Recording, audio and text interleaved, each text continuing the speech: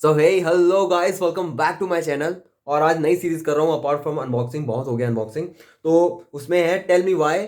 और आज का जो टॉपिक है वो ये है कि जो जैसे अब मैं आपको बताऊँ, ये हमारा सॉकेट है मान लीजिए। तो इसमें एक तो लाइव के लिए पिन हो गई, एक न्यूट्रल के लिए हो गई, और एक होती है अर्थ के लिए, जो कि सॉकेट से कनेक्ट होकर हमारे पूरे बिल्डिंग के मेन उसमें जाके नीचे एक रॉड दबी रहती है, जो हमें अर्थ मतलब प्रोटेक्शन देती है किसी भी फॉल्ट सिचुएशन में। तो वो कनेक्टेड होता है हमारे अर्थ पिन से। तो जितने भी ये हम देख पा रहे हैं 3 पिन प्लग होते हैं, इसमें अगर अर्थिंग वाला सपोर्ट दिया जाता है, जैसे जो भी हैवी अप्लायंस होते हैं उनमें ये होता है, तो ये इन दोनों के कंपेयर में, लाइव और न्यूट्रल के कंपेयर में थिकर होता है, मोटा होता है और लॉन्गर होता है। द रीजन वाई, इसके दो रीजन है। सबसे पहले बताऊंगा लॉन्गर क्यों होता है, फिर बताता हूं थिकर क्यों होता है।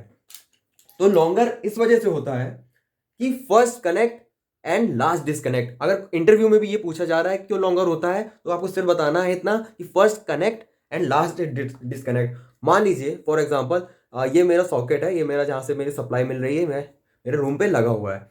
अब नाउ अगर इसे कनेक्ट करने जा रहा हूँ, तो जो फर्स्ट पिन जो इसके अंदर एंटर होगी, वो ना चाहते हुए भी हमारी होगी अर्थ पिन।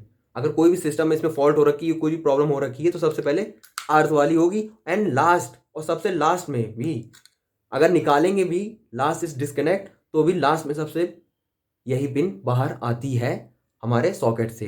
तो ये इसका मेन रीजन था क्यों इसे लंबा रखा जाता है, क्यों इसे लॉन्गर रखा जाता है as compare to live and neutral. अब बात ये आती है कि इसकी जो थिकनेस भी होती है इनके कंपैरिजन में ज़्यादा होती है। तो इसको मैं आपको समझाऊंगा एक सिंपल से, बहुत ही सिंपल से फॉर्मूले से, जो कि है R equals to rho L by A. R equals to rho L by A, जिसमें से ये जो इसकी ए कहीं ना कहीं बढ़ी है एज कंपेयर टू इन दोनों। तो एरिया अगर बढ़ी, तो जाहिर सी बात है उस मटेरियल का, उस वायर का या जो भी है, उसका रेजिस्टेंस है कम हो जाएगा। अब ये मेन रीजन इस वजह से किया जाता है, इसको थिकर रखा जाता है। क्यों?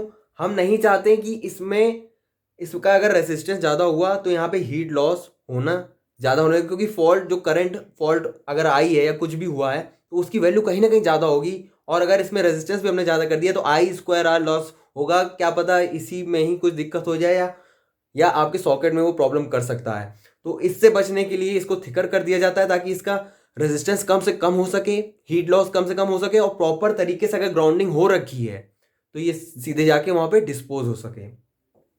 और जो छोटा सा एक रीजन और है कि मान लीजिए कोई बच्चा है, अगर अगर इसको हम इन्हीं दोनों की शेप के इक्वल बना देते हैं, तो मान फॉर बाय चांस कोई बच्चा है या कोई भी है, तो उसने अगर ये इसके सिमिलर होगी, तो कोई भी इसको कहीं पे भी, मैं इस लाइव वाले में अर्थ को भी लगा सकता है या कैसे भी कर सकता है। इस सिचुएशन से बचने के लिए इसको थिकर भी रखा जाता है, एक ऐसा मानना भी है, और ये सही भी है।